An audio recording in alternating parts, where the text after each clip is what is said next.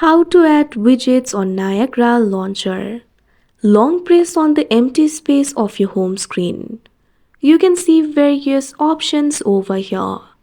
You'll be able to add the widgets like clock, calendar, weather, etc. You can tap on the option Add Custom Widget if you would like to add more widgets.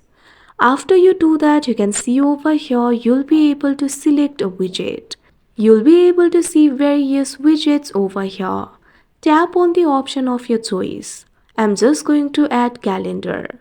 Now once you do that, you'll be able to see the available widgets that you can add. Tap on the widget of your choice. Tap on the option create that you can see on the screen. Now after you do that, you can see over here the widget has been created and added to the home screen. Like this, you can add widget on Niagara Launcher. That's it for this video. Thank you for watching.